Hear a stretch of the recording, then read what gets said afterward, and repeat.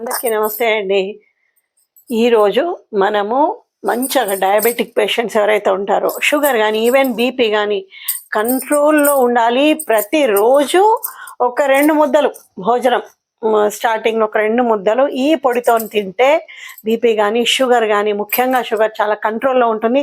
తప్పకుండా ఈ పొడి చేసుకోవాలి. ఇదే మన కాకరకాయ కారం పొడి.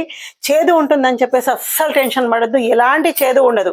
మనం చేసే ప్రాసెస్ ఏదైతే ఉంటుందో ఎలాంటి చేదు ఉండదు. దానికి కావాల్సిన పదార్థాలు ఏంటో ఇప్పుడు తెలుసుకుందాం మనం. 1/2 కేజీ కాకరకాయలు తీసుకున్నాను.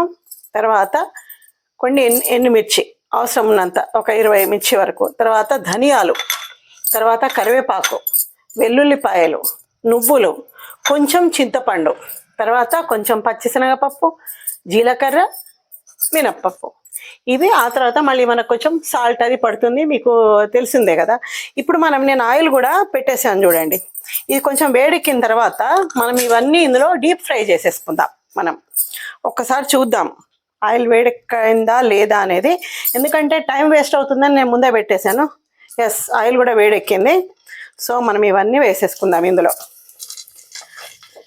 కొన్నిగా వేసుకుంటూ ఇవి మంచిగా చక్కగా డీప్ ఫ్రై చేసేసుకుందాం. మనం అన్నీ ఇలాగే చేసేసుకుందాం కంప్లీట్గా. ఎస్, చూడండి ఇలా కావాలి, కంప్లీట్ డార్క్గా వేగిపోవాలి. డార్క్ అంటే మాడిపోయినట్టు కాదండి, మీకు కనిపిస్తుంది కదా, అట్లా కాలాలన్నమాట. ఇవన్నీ వేగాలి. ఇట్లా మొత్తం అన్నీ మనము కాకరకాయలన్నీ ఈ ముక్కలన్నీ రౌండ్గా కట్ చేసుకుంటే సరిపోతుంది. ఇలా అన్నీ మనం వేయించేసుకుందాం. చూడండి ఇట్లా మొత్తం కంప్లీట్గా. చూడండి మంచిగా ఇవన్నీ వేపుకున్నానా కంప్లీట్గా. ఇది పక్కన పెట్టేసుకుందాం. ఇదే ముక్కుల నుంచి ఆయిల్ తీసేద్దాము. ఇందులో లైట్గా ఉంటుంది కదా ఆయిల్. మనం ఇవన్నీ ఒక్కొక్కటిగా అన్నీ వేయించేసుకుందామండి కొంచెం లైట్గా.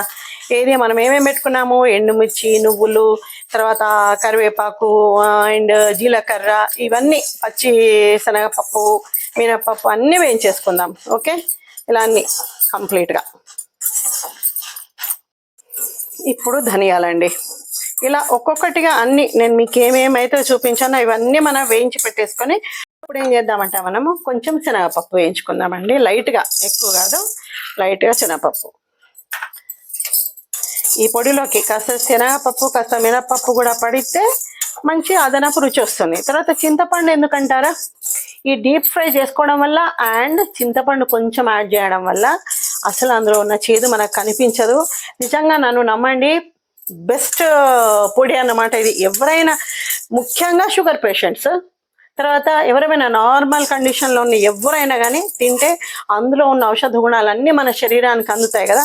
మరి ఇంకొకటి ఏంటంటే, తప్పకుండా ఇది వేగే లోపల ఒక చిన్న రిక్వెస్ట్ మళ్ళీ ఏంటంటే, వీడియోస్ రీల్స్ ఇంత బాగా ఆదరిస్తున్నారే, అదే ఇప్పుడు ఇది మనం ఏదైనా ఒకటి ప్రాపర్గా చెప్పేస్తాం, ఈ వేలో ఇలా చేసుకోండి అని కదా చెప్పినప్పుడు మీరు ఇట్లా చూసుకొని ఒక మామూలు మధ్యతరగతి గృహిణులకు సంబంధించినవి చెప్తున్నాను నేను. ఇవి చెయ్యడము, ఇంకొకరికి నలుగురు చెప్పడము. ఇంకోటి ఏంటంటే, మీరే చేస్తున్నారా, చాలా మంది చేస్తున్నారా అని అనుకోవచ్చు. ఎస్, అది కూడా కరెక్టే, చాలా మంది చేస్తున్నారు. కానీ ఎవరి స్టైల్ వాళ్ళకు ఉంటుంది.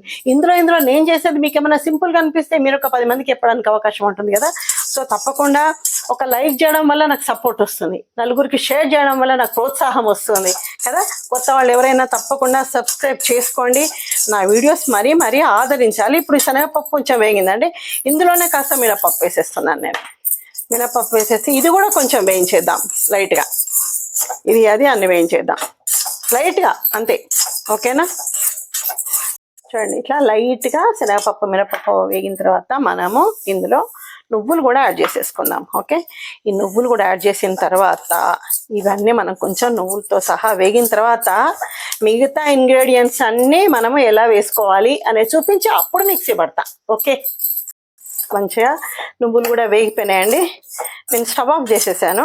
సో ఇప్పుడు ఇవి కొంచెం చల్లారిన తర్వాత ఇది సపరేట్గా పొడి, తర్వాత ఎండుమిర్చి, ధనియాలు కలిపి ఒకసారి ఇది పొడి వేసేసుకుంటాను. అందులోనే ఒకసారి పట్టిన తర్వాత వెల్లుల్లిపాయ, చింతపండు, కరివేపాకు అందులోనే యాడ్ చేసి పొడి పెట్టేస్తాను. పట్టేసి ఇవన్నీ మీకు మళ్ళీ మిక్స్ చేసేటప్పుడు నేను మళ్ళీ చూపించేస్తా. ఓకే,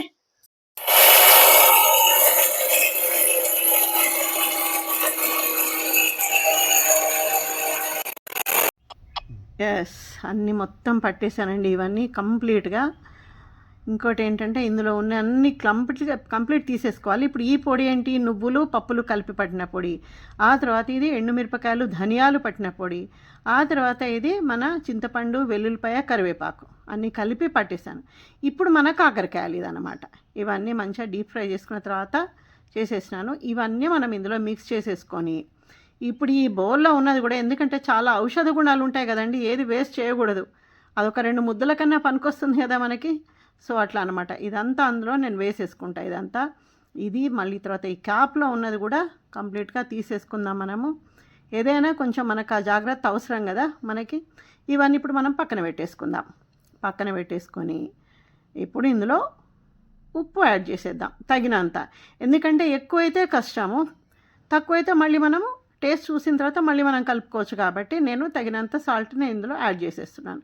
2.5 స్పూన్స్ నేను యాడ్ చేసేసాను ఇందులో. చేసేసి ఇప్పుడు ఇవన్నీ కలిపి మొత్తం మనం ఇలా కలిపేసుకుందాం. కంప్లీట్గా అన్నీ బాగా మిక్స్ అయ్యేటట్టు కలిపేసుకుందాం. తప్పకుండా ఇలాంటి డెలీషియస్ ఫుడ్ ఇంకొకటి ఏంటంటే, ఈ డయాబెటీస్తో బాధపడుతున్న వాళ్ళు కానీ, బీపీ కానీ ఎవరైనా వారంలో ఒక 2 సార్లన్నా ఇది మీ భోజనంలో మీరు అలవాటు చేసేసుకోండి. లేకుంటే ప్రతిరోజు భోజనంలో ఒక 2 ముద్దలు నేసుకొని మీరు తినండి. తప్పకుండా అది మీకు అది కంట్రోల్లో ఉంటుంది. నన్ను నమ్మండి. తర్వాత మీరే నాకు చెప్పండి ఈ విషయం కదా. ఓకే, ఇట్లా మనం అన్ని ఇట్లా కలిపేసుకుందాము.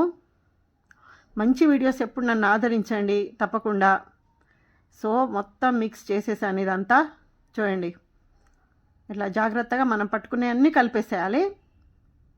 ఇది ఇప్పుడు మనకిది కాకరకాయ కారపొడి, ఎన్నో ఔషధ గుణాలున్న కాకరకాయ కారం పొడి రెడీ అయిపోయింది. ఇలాంటి మంచి మంచి వంటలతో మంచి వీడియోస్తో నేను ఎప్పుడు మీ ముందుకు వస్తూనే ఉంటానండి.